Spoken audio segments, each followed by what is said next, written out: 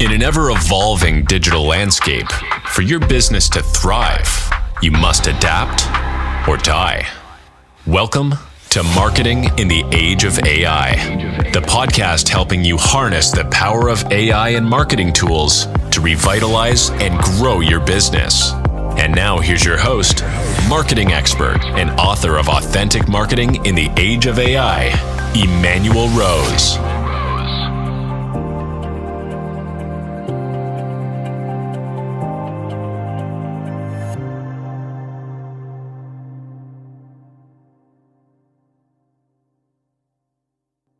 For joining me today, having a conversation today with Sam Drauschak, who is a process visualizer and mapper and a very experienced, computer scientist. I'll have Sam join us, and then he'll fill in the gaps for me. Welcome to the show, Sam. Thanks for having me. Yeah, anything you'd like to say about your background, about how we can give a little context to what your expertise is? Sure. So I'm a process guy through and through. I'm a process scientist by title. And what that means is I consult, I study, I speak, I write. Everything I do is about process, and especially process work as it relates to process management, process automation. That's where I spend most of my time trying to figure out how, in this new digital age of business, how better process tools can help us get there and evolve quicker. That's good. That's awesome. We all need the help. And typically the processes are amazingly human intensive and lots of distractions and inefficiencies, I would imagine. Yeah, that's certainly true. Yeah, I feel like for all the advancements in technology, most companies are still struggling with sort of the basics of automation. And that's really a process challenge more so than it is a technology challenge. For sure. It's like my golf coach tells me, he's like, too much Emanuel, just simple swing, right? Yeah. Sometimes we make things way more complicated than they need to be. Obviously, in the last 18 months or so, generative AI has had a massive following, at least in the media. I've seen some things saying that only 18% of people have even kind of jumped in and tried to use anything generative. A lot of the companies that are local in this area that I'm in right now, 0 out of the companies I've talked to are using them. So what have you seen in terms of how companies are implementing generative AI in marketing or sales or in communications? Sure. Yeah, so in the bigger clients that I work with, I'm not seeing anything yet. There's a lot of discussion still about AI, but like you would expect with larger enterprises, it's fairly slow on implementation. There's still just so many aspects of it that are new, and bigger companies are typically slower at adopting these type of technologies. Sure. As far as in sort of the entrepreneurial space, the small and medium business space, I have seen a lot of the generative AI use in my circles. People are dipping their toes in, especially helping them write emails, helping them reformat presentation slides. So when you talk about the sales and marketing use case, especially, I think on a person's desk perspective, it's definitely helping them crank out first drafts for some of the tedious things they have to do. Like if I'm preparing bespoke materials for a client demo, that becomes so much easier in sales, right? When I can have generative AI say, take this that I wrote for this client and write it for this client. Yeah. So I think there is a lot of use cases that at the personal level are quite compelling, is what I've seen in like the small, medium business sense. Yep. But as far as replacing whole people or functions or departments or big parts of marketing and sales, I haven't really seen anything in that realm yet. And I think like most things, that becomes a more complex use case and a little bit more difficult to tackle. Yeah, no, I think I've seen the same kind of thing where there's individual productivity is being enhanced by the tools, right? Being versus replacing an entire marketing department with a software suite, not happening yet. Right. Yeah, and like you kind of mentioned earlier, there's a lot of people-to-people interconnectedness that we always like to downplay.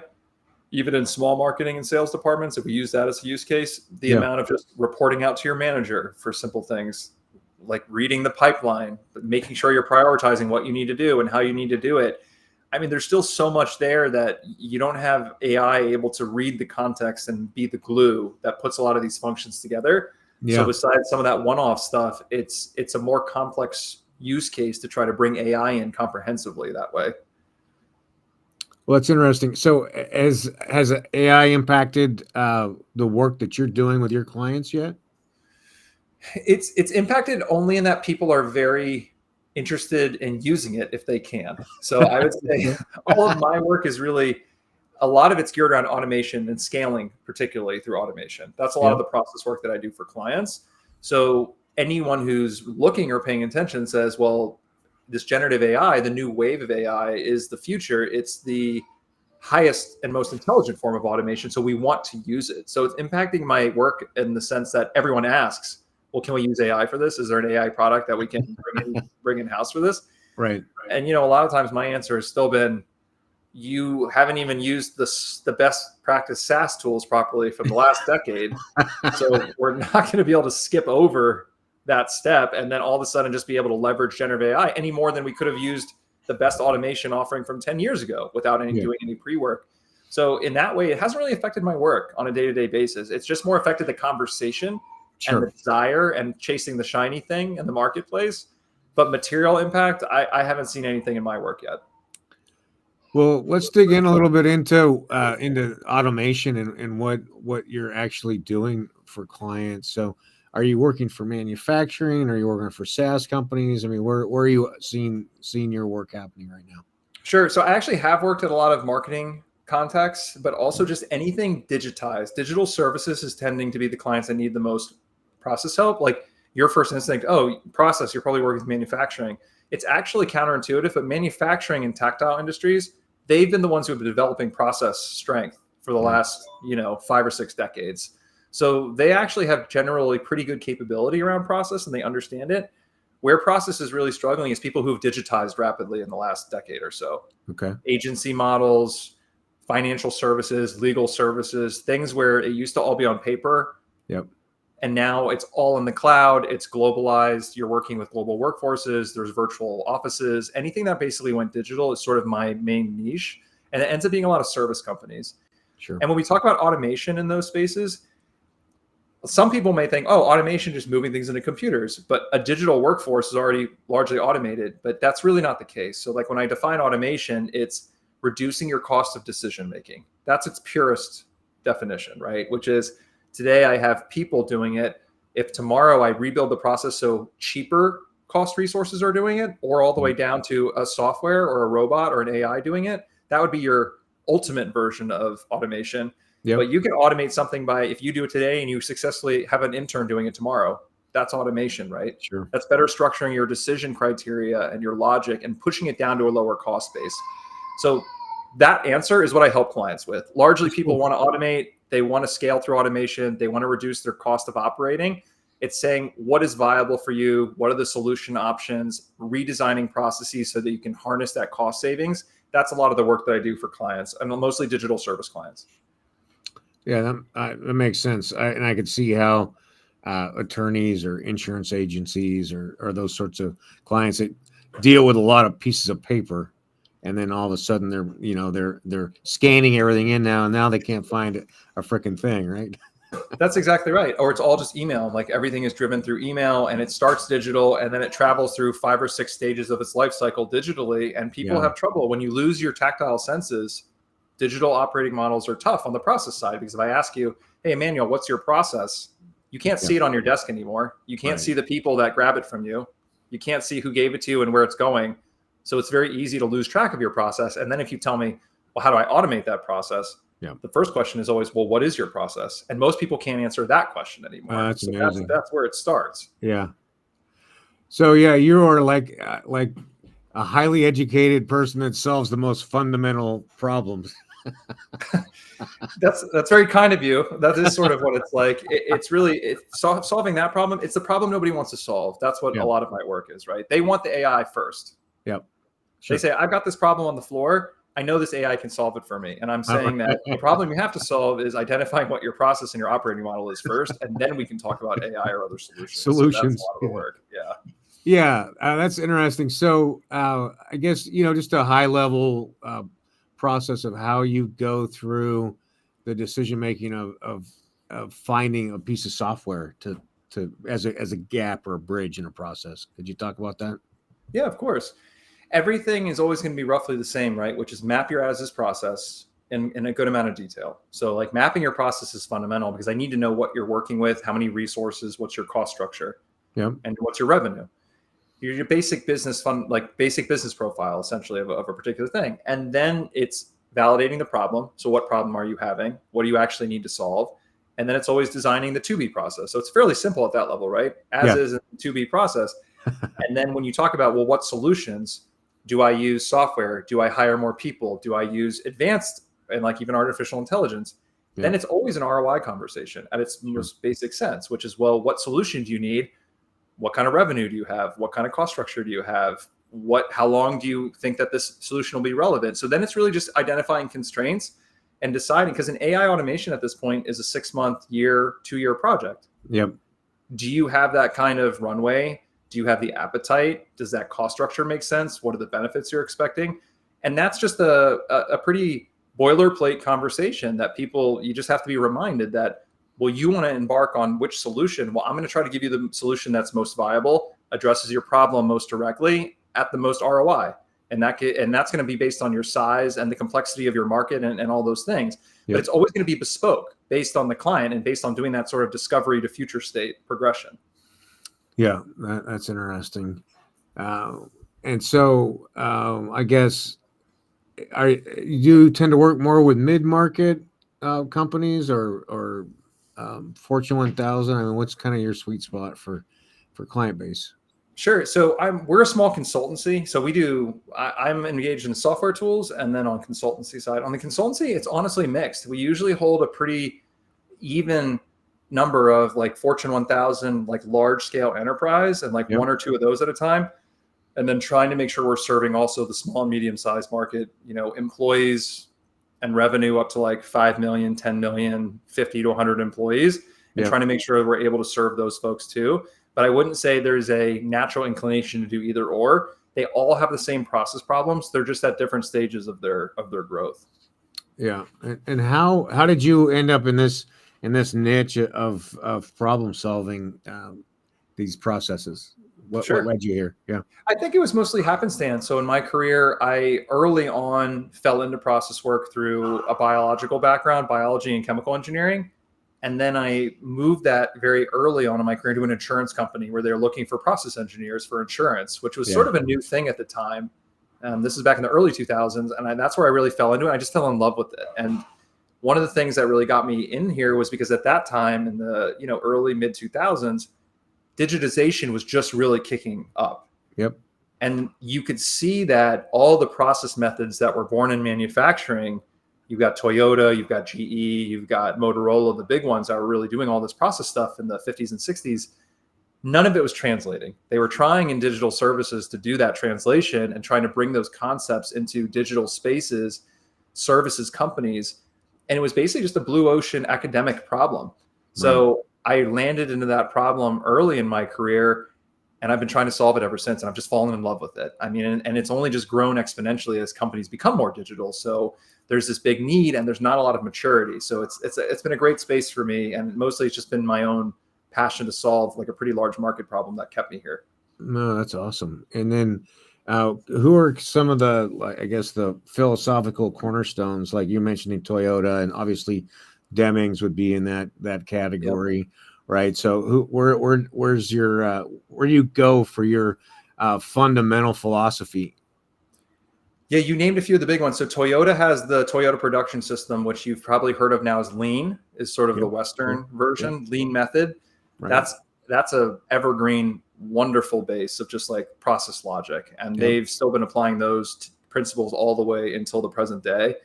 And then Motorola was the one who engineered Six Sigma in the 80s. And Six Sigma is another very popular process methodology that draw a lot of historical roots from. And that actually ended up getting picked up by GE and really popularized in the 90s and 2000s. So they're like the Six Sigma company. So there's Lean and Six Sigma. And then, like you said, Deming's the plan, do, check, act cycle. And there's a few other like smaller methods out there around how do you just have a good project life cycle? How do you manage your operations? So there's a lot of rich literature and history, but in a way, the process industry has stagnated academically in some ways, because a lot of those prolific guys, they started in manufacturing and tactile settings. We don't have an analog in the digital world. So that's sort of where we're at, right? We can draw on the people you asked about, but there's not anyone who's really standing up and saying, this is how digital companies should be looking at process. This is the methods they should be using. Yeah. It's still just the best guess, whichever consultant you hire, they just do the best they can with it. And so then where are you drawing your inspiration for problem solving at this point, Sam? At this point, it's a lot of experimentation in the field. And like I said, I would never want to de-emphasize all the people we just mentioned. I mean, I study them extensively. They are still principles that you could practice your whole life and never really internalize the depth of some of the work that, our predecessors have done in this space. Yep. But I think at this point, it's a new frontier. Like a lot of people now with technology, since the turn of the century, everyone's experimenting, right? We'd like to say we have models, but to a certain extent, it's just anyone who's willing to say we don't know. And here's my best guess. And we're just out there experimenting. And that's why the process scientist moniker is the one I've taken on, because I'm doing a lot of experiments and I'm writing about it and I'm trying to get other people in the conversation. But truly, it's just discovery is the honest answer. Good fundamentals and then new discovery. Well, that's great. Well, let's bring it down in from the philosophical realm into a tactical realm of, what would a marketing manager or a CMO, or how would a person in that role start to assess their problems based on your experience, or not problems, the challenges? Sure.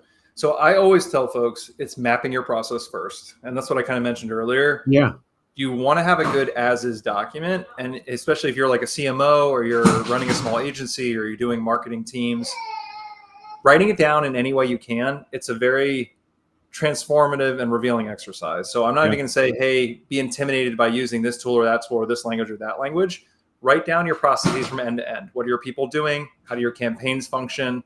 What do your funnels look like step by step, mapping customer journey? It has a lot of different names, but you need to get down to the tactical level of who's touching it and what system and what are they doing? And then you have to be able to draw lines that connect those things in a story that makes sense. And if you can do that, you're going to learn a lot about your business. So I always say start there. Nice. Current reality, right? Current reality. Yeah. You don't want to conflate it with, I'm trying to solve this problem or I'm trying to make the future state. Yeah. All you have to do first is level set your mind on exactly what's happening now and just be able to look at it and apply your common sense to it. It's a big step that a lot of people miss, and I would highly encourage it. I love it. I love the simplicity of it. But as you're describing it, I'm thinking back and like how so many things get revealed just by, this is our current reality. This is not what I asked to be the current reality, but this is what the current reality is. Yes. Right? Yes, that's exactly right. People are always trying to avoid their current reality, so they don't want to pay a lot of attention to it. They're always trying to change or fix it. You got to figure it out first. And you also might be surprised what you don't know, even on what's happening right now with your colleagues or your subordinates. No, that's a great point. Yeah, where there's they either have added or edited steps and is causing some of the breakdowns right in the process. And I guess that's why you're involved in the mapping software. So you could tell us a little bit about that software product. Yeah, of course. So the software company I'm a part of now is called Truval. And we are starting with a process mapping product that's supposed to be making process mapping easier and more accessible for people. Nice. So it really follows this conversation we've been having, which is my belief is if people weren't as intimidated or the cost generally was lower to create good process documents, to collaborate with people to create process documents, we'd all have a better sense of what our business was and what we need to do. So Truval is trying to meet that use case. It's trying to make it easy so you could actually whiteboard live in a video conference and do process maps. So you could draw a process map without having to figure out so many things. Like our process mapping software, for instance, has 2 shapes in it. That's it. Nice. Yeah. It's not an open canvas with 50 options and you have to create your own template and you have to create your own colors. If you use it and your brother uses it and your mom uses it, the map should look roughly the same. Yep. So we're just trying to make a simple but very robust process mapping solution for people who are not process people, because we think everyone needs to build that muscle. So that's really the basis of the company. I love it. Yeah. And so besides giving a visual representation of a current reality, what are some other features of it? Truval? So right now, that's like the first go-to-market release, which is here's how you can make better process maps. But the fast follow to your question is analyzing that. So we'll be able to press a button and it will be a digital consultant and say, here's where your process is weak. Here's where you have some opportunity, like basic stuff, right? That you might not think. There's a lot of handoffs here. You might want to look at the risk in that. You've got a lot of density of systems, different systems by different people. So if I was looking at a map as a consultant, I'm trying to bake that into the tool so small and medium businesses especially have access to that consulting knowledge that they might not necessarily have access to. Yeah, no, that is a gift. And I want to thank you for adding that in. That's cool. It seems like a good use of software too. Yeah, a lot of the process software you might find out there is in the service of automating a particular thing, right? Like put your process data in here and we'll make it faster, we'll make it this.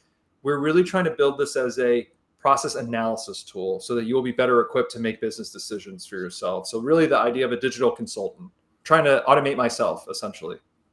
That's cool. And then like, let's say it's a 15 or 30 step process. Is that canvas stretch all the way across all of them, or do you end up with multiple pages, or how do you approach that? This app is built around infinite canvas. So your canvas can stretch out to infinity, and then you can identify domains is what we call them. So you can say, this is phase 1, this is phase 2, and then you can chunk it out how you want. But we're kind of doing away with the idea of, okay, we have to break it into pages because we're in the digital world now. So you have infinite space. There's no page. Navigating the model. That's awesome. So we have in marketing speak, we'd have all the way from prospect all the way to upsell, cross-sell, and institutionalize, right? And all the 75 steps in between those. Yeah, and especially if you want to do your whole operating model, this software really is great for that, because imagine you wanted to sit down with every person in your team to map that out, the whole life cycle you said, the whole operating model from end to end. Yeah. You could start on a whiteboard with that first person. Now with this tool, you can start with that whiteboard in a virtual conference and just pick it right up where you left off and just keep adding to it with multiple people. So you could feasibly build that whole thing out just in the span of, 5 to 10 meetings for a small agency or whatever it is. And then you have the whole thing down on paper. And are people able to write on it simultaneously, or is it just one person as a designee? The latter right now. So you have like one facilitator, and we're not there yet where there's like multiplayer or anything like that. But we find with this process work, you normally don't have multiple people writing in the same process map at a time anyway, but it's meant so you could facilitate a room, but not so much multiplay. Yeah, no, that's cool. Wow. Well, it sounds cool. I saw that you have a free trial offer, so I'm gonna get signed up on that myself, because we have some things to sort out as always, and it sounds like a great tool. Yeah, absolutely. And for anyone listening, the free trial, if you go to the site, you can sign up, you get a free map, you get a free infinite canvas to do whatever you want with. And right now we're very young. There's a feedback button there. It's going to go right to my desk. So if you want to communicate with me or you want anything to see in the app, we're at that phase where we'd love to have your engagement, you and anyone listening. That's cool. And that's truval.com. Is that it? truvle.com. Oh, VLE. Thanks. Appreciate it. .com though, right? Yes, .com. Okay. Well, Sam, how else would people get in touch with you besides through the comment section on Truval? Yeah, for sure. So you can also just reach out to me on LinkedIn or sam@truval.com. I love just hearing from people personally. So if you have any process questions or you just want to talk process, I'm always available for that. And I'm the only Sam Drauschak online, really. So if you punch in my name, I'm the only one that's going to come up. So I'm pretty easy to find. You can reach out to me however is most comfortable for you. You dominate Google for Sam Drauschak. That's awesome. Yeah, not a lot of Drauschaks online, just by happenstance. So yeah. Well, I really appreciate your time this morning and going through the discussion about how to dissect and simply approach situations and finding solutions for that, Sam. Thank you very much. Yeah, absolutely. Thanks for having me. All right. You have a great day.